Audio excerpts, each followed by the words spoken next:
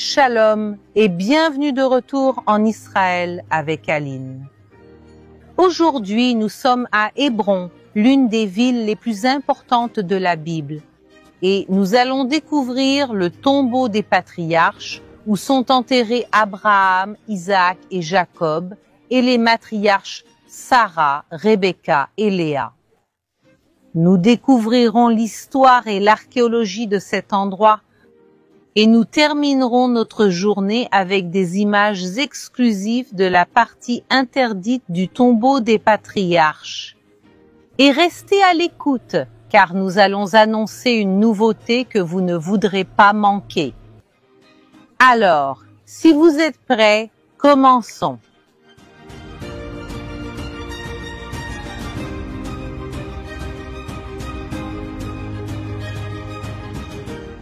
La ville de Hébron existait bien avant la naissance d'Abraham. Un exemple sont précisément ses escaliers. Ils sont originaux de la période du Bronze ancien, c'est-à-dire ils ont environ 4500 ans et elles étaient l'entrée de la ville et une partie de cette entrée était précisément ce mur. Quand Dieu dit à Abraham de quitter sa terre, la terre où vivaient les Chaldéens, pour la terre promise, pour la terre de Canaan. Tout cela existait déjà. C'était des constructions millénaires. Et il y a des constructions non seulement antérieures à Abraham, mais aussi des constructions qui sont exactement de son époque. Par exemple, cet autre mur qui est de la période du Bronze moyen, c'est vraiment incroyable de pouvoir voir les mêmes objets, les mêmes constructions qu'Abraham et Sarah ont vues quand ils vivaient ici dans la ville, il y a plus de 3800 ans.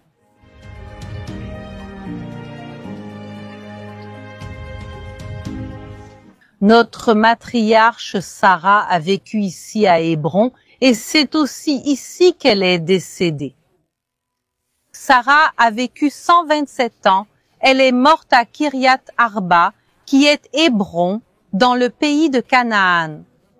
Abraham est venu pleurer Sarah et l'a pleuré.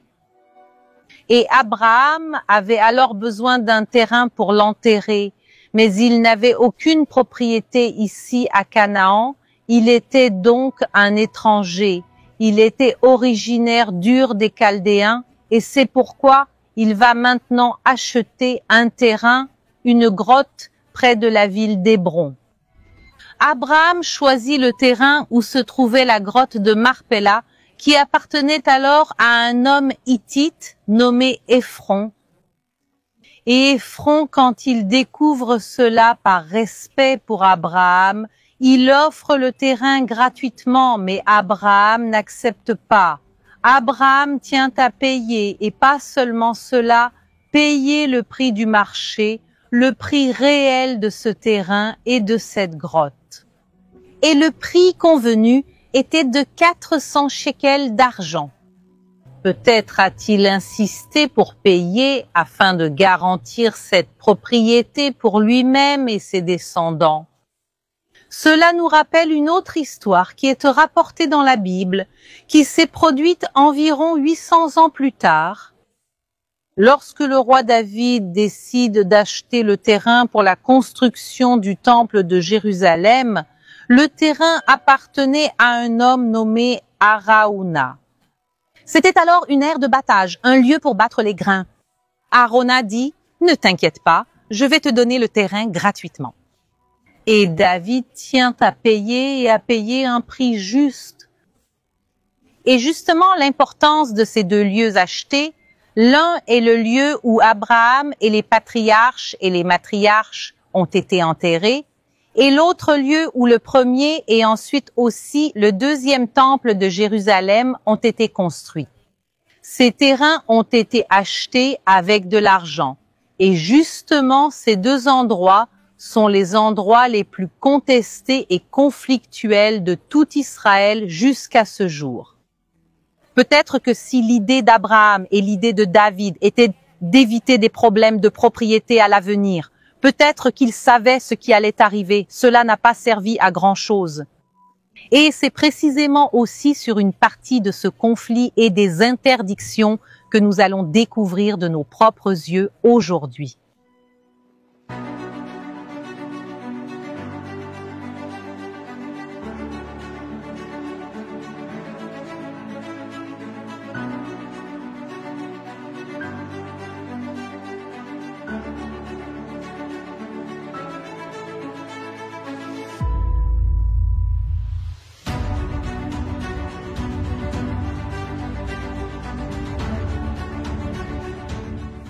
Nous pouvons déjà voir ici le tombeau des patriarches qui a été construit sur la grotte de Marpella et nous avons précisément choisi cet endroit pour venir ici aujourd'hui vous raconter une nouvelle incroyable. Nous lançons aujourd'hui le cours complet sur l'histoire d'Israël. C'est un projet sur lequel moi et mon équipe avons travaillé pendant longtemps et avec beaucoup d'affection pour vous. C'est un cours en ligne qui raconte toute l'histoire d'Israël, depuis l'époque d'Abraham jusqu'à nos jours. Nous nous appuyons sur l'archéologie, la Bible, les registres historiques, les traditions et les recherches académiques.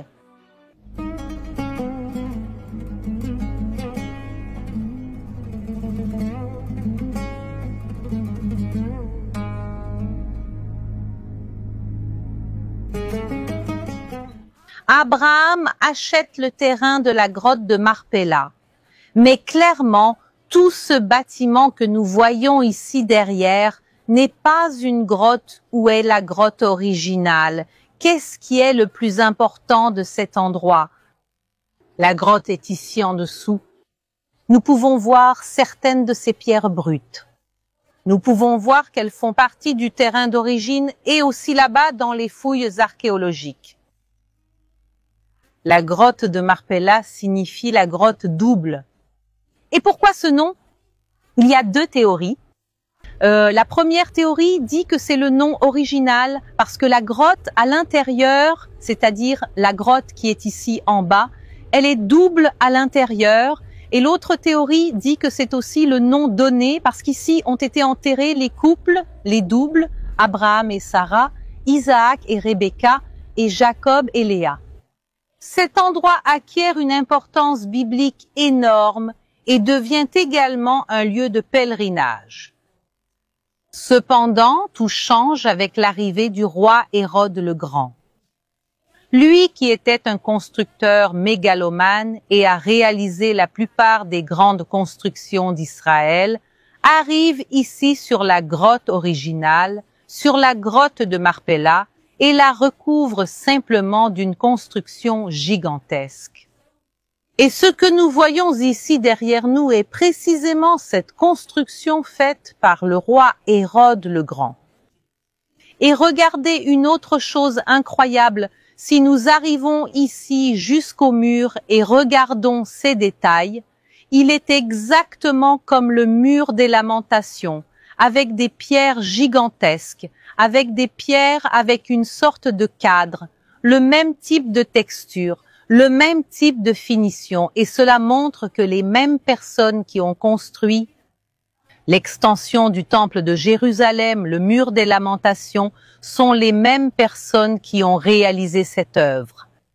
Cependant, toutes les constructions du roi Hérode, Césarée maritime, Massada, le temple d'Auguste, Hérodion, le temple de Jérusalem, toutes les constructions qu'il a faites ont été partiellement ou totalement détruites, à une exception près.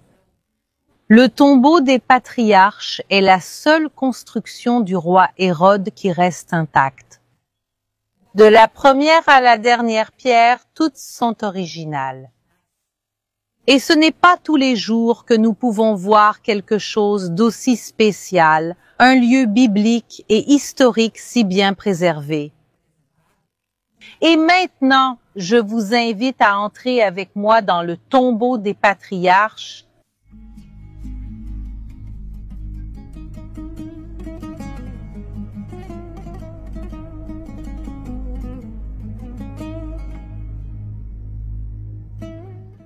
nous disons que la construction d'Hérode est préservée de la première à la dernière pierre. Mais si nous regardons ici ces petites pierres si simples, il est clair que cela n'est pas de l'époque d'Hérode. Hérode aimait tout faire de manière colossale et dans les moindres détails. Ce qui se passe, c'est que la construction originale est préservée. Cependant, au cours de 2000 ans, certaines choses ont été ajoutées au bâtiment. Et justement, cette première salle dans laquelle nous entrons maintenant, elle est un ajout ultérieur. Mais venez ici avec moi. Regardez comme c'est merveilleux. Au moment où nous sommes arrivés ici, nous pouvons voir que ces pierres sont les originales. Alors, à l'époque d'Hérode, c'était ici l'entrée du tombeau des patriarches, et maintenant, ensemble, nous allons vraiment entrer. Quand Hérode a construit ce complexe, toute cette zone était ouverte. Il n'y avait pas ces divisions internes, il n'y avait pas de colonnes, il n'y avait pas ces plafonds. Tout cela ici sont des ajouts ultérieurs qui ont commencé à l'époque byzantine et ont continué ensuite pendant les périodes des croisades et aussi pendant les périodes arabes. Mais ce que nous sommes vraiment venus faire ici aujourd'hui, c'est visiter nos patriarches, les pères de la foi. Et ce que nous voyons déjà ici à notre côté est écrit en hébreu. Le mémorial d'Abraham, notre patriarche. Mais regardez comme c'est intéressant. Quand c'est aussi écrit en anglais, c'est écrit le monument de la tombe. C'est parce que nous devons très bien comprendre, les gens, qu'Abraham n'est pas dans ce monument. Bien qu'il ressemble à un tombeau, Abraham n'est pas à l'intérieur. Où est Abraham? Abraham est sous nos pieds dans la grotte de Marpella. Regardez maintenant ce dessin. Nous sommes à ce niveau et la grotte originale est bien plus bas. Et près d'ici, près de la marque de la tombe d'Abraham, se trouve sa femme Sarah. Venez ici avec moi.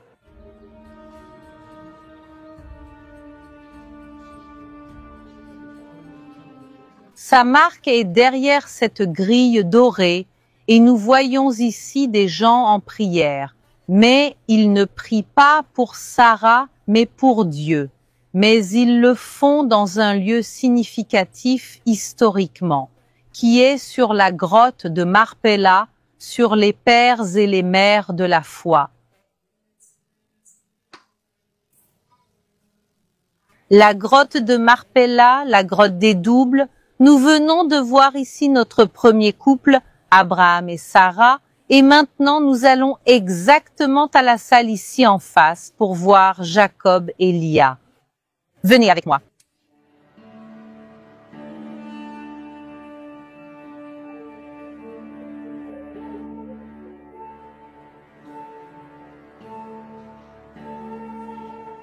Ceci est le mémorial de la tombe de Jacob.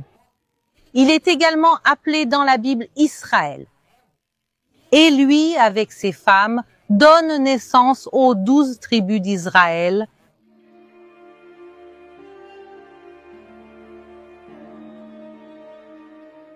Voici la tombe de Lia, l'une des épouses de Jacob. Cependant, où se trouve la tombe de Rachel, son épouse bien-aimée? La Bible nous raconte qu'elle est décédée en chemin vers Ephrata, en donnant naissance. C'est près de Bethléem et Jacob l'enterre là où elle est décédée. C'est pourquoi elle n'a pas été amenée ici pour rester avec les autres patriarches et matriarches. Mais nous savons où elle est enterrée jusqu'à ce jour, bien qu'elle ne soit pas avec le reste de sa famille.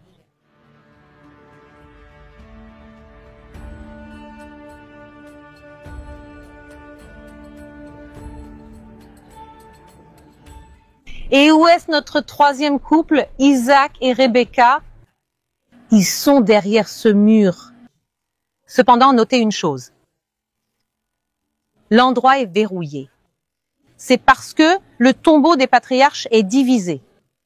Cette partie où nous sommes maintenant est accessible aux Juifs et aux chrétiens. Et derrière ce mur, l'accès est exclusif par l'autorité palestinienne et là-bas, l'accès est restreint, il nous est interdit. Vous pouvez voir ici sur cette carte, cette division, la partie violette est la partie accessible aux Juifs et aux chrétiens et la partie jaune est la partie accessible uniquement du côté musulman. Et c'est pourquoi nous n'avons pas accès à la marque de la tombe d'Isaac et Rebecca. Mais quelque chose de bien plus important que cela qui est de l'autre côté. Quand nous parlons du tombeau des patriarches, marcher ici dans la partie hérodienne, voir une construction préservée de 2000 ans, c'est incroyable. Cependant, le plus important dans cet endroit n'est pas cette construction, mais la grotte de Marpella. Et l'entrée de la grotte de Marpella, où est-elle? Juste ici, du côté musulman. Et c'est le point principal. L'entrée de la grotte originale existe, mais elle est du côté musulman. Et plus encore, ils ont verrouillé l'entrée même si elle est de leur côté et personne ne peut entrer. Et puisque nous aimons tant l'archéologie, nous voulons nous assurer que nous sommes vraiment sur le site, n'est-ce pas? Mais les archéologues n'ont pas accès à la grotte de Marpella. Personne ne peut y entrer. Les seuls rapports que nous avions sur la grotte étaient anciens. Il y a des récits de croisés qui sont entrés et ont vu un grand espace souterrain. Aussi, en 1922, l'archéologue Luis Vicente a cartographié la grotte et a rapporté avoir vu des pierres tombales et plusieurs ouvertures vers d'autres grottes. Mais ces récits n'ont apporté aucune preuve physique. Ils n'ont pris aucune photo ni apporté de lumière, de découverte ou de restes archéologiques. Mais tout change une nuit de 1968, après la guerre des 6 jours, quand un officier du Shin Bet et d'autres reçoivent une autorisation spéciale de Moshe Dayan, du ministre de la Défense d'Israël, une autorisation pour pouvoir entrer dans la partie souterraine. Et ils trouvent ce qui ressemble à une fleur fermée, mais qui en réalité est une petite entrée vers le sous-sol. Cependant, quand ils voient la taille de l'entrée, aucun d'eux ne pouvait y entrer. Mais celle qui pouvait y entrer était la fille de l'un d'eux, Michal, une jeune fille de seulement 12 ans. Et alors, elle a eu le grand privilège de descendre dans les sous-sols et de voir ce qui se trouve vraiment ici sous nos pieds. Et quand elle revient des profondeurs, elle raconte ce qu'elle a vu. Et elle a vraiment vu une grotte et a pris quelques photos que nous sommes justement en train de voir sur l'écran maintenant. Je vais aussi mettre ici sur l'écran son rapport traduit en français et ceux qui le souhaitent peuvent arrêter la vidéo et lire tout le rapport calmement. Et une fois de plus, en 1981, quelques jeunes qui étudiaient à la Midrash Trevron, qui est un centre d'études bibliques, sont arrivés ici une nuit et ont découvert un accès plus grand à la grotte des patriarches, plus grand que celui par lequel Michal était entré. Et donc, ces jeunes ont réussi à entrer dans les sous-sols et à voir la grotte de leurs propres yeux. Et ils décrivent que la grotte est vraiment Marpella. C'est une grotte double. Ils décrivent que la grotte avait une entrée plus grande, une grande salle qui se rétrécissait et menait à une deuxième salle. Vraiment une grotte double. Mais qu'une simple description, ils ont trouvé à l'intérieur de la grotte des morceaux de céramique et des ustensiles. Et ils les ont apportés aux archéologues. Et les archéologues ont daté et découvert que ces céramiques datent approximativement des 7e et 8e siècles avant Jésus-Christ. Cela signifie qu'il est au moins 700 ans avant la construction d'Hérode. Et on a découvert que ces céramiques ne provenaient pas d'ici, de Hébron, mais qu'elles ont été apportées d'autres régions comme la Galilée et la Judée. Et cela correspond très bien à ce que nous savons que cet endroit était un lieu de pèlerinage pour les personnes qui suivent la Bible. Elles venaient ici pour visiter leurs parents de foi.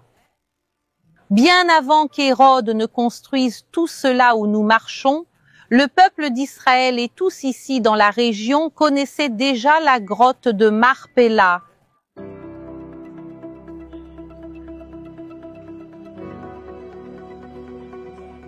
Nous continuons à marcher et nous voyons ici, encore une fois, ce mur extrêmement renforcé et sûr et aussi, comme vous pouvez le voir, fermé à clé. Le côté musulman qui pour nous, normalement, est inaccessible, mais aujourd'hui, ici, en Israël avec Aline, nous aurons accès à des images exclusives et inédites. Nous allons voir de nos propres yeux ce qui se cache ici derrière. Cependant, l'accès n'est pas par ici. Comme vous pouvez le voir, il est vraiment bien verrouillé. L'accès que nous allons voir, il se trouve du côté musulman de l'extérieur. Donc, il faut sortir d'ici, du tombeau des patriarches, et entrer de l'autre côté. Alors, allons maintenant voir ensemble le côté interdit pour nous du tombeau des patriarches.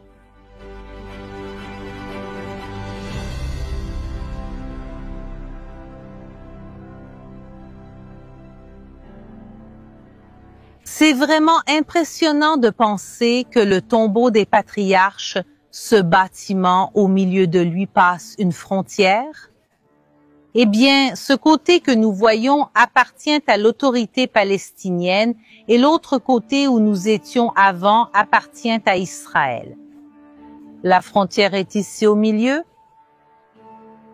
Remarquez ici, sur tout le côté, il y a un grand espace pour ranger les chaussures. C'est parce que cette zone fonctionne comme une mosquée et il est obligatoire d'entrer pieds nus. Vous pouvez également remarquer qu'il n'y a presque personne ici maintenant. C'est parce que nous sommes dans le mois du Ramadan, qui est le mois sacré pour l'islam et le mois de jeûne, et c'est pourquoi ils viennent beaucoup moins ici. Devant nous, nous voyons le marqueur du tombeau de Sarah. Le côté là-bas est visible du côté israélien et d'ici on le voit du côté palestinien. Et celui-ci est le marqueur du tombeau d'Abraham que nous avons également vu de l'autre côté.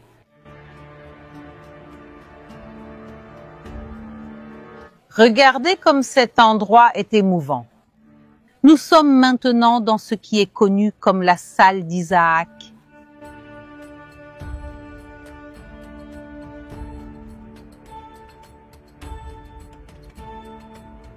Et ici, nous pouvons voir les mémoriaux d'Isaac et de Rebecca.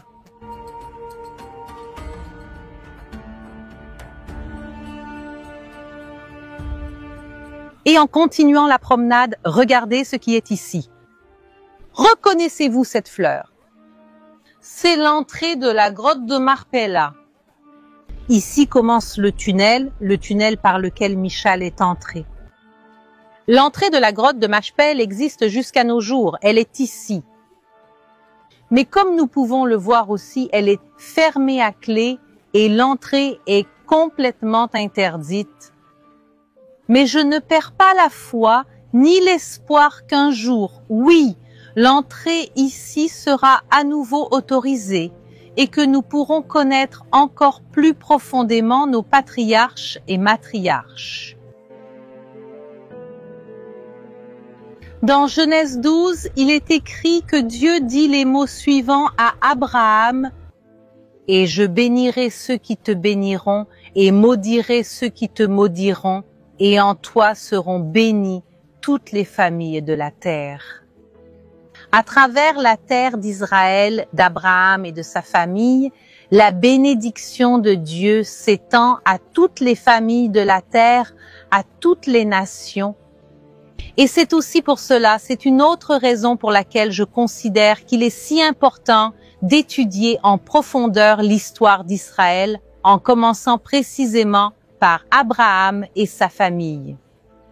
Et c'est pourquoi je veux vous inviter encore une fois à vous inscrire au cours en ligne sur l'histoire d'Israël que nous avons préparé.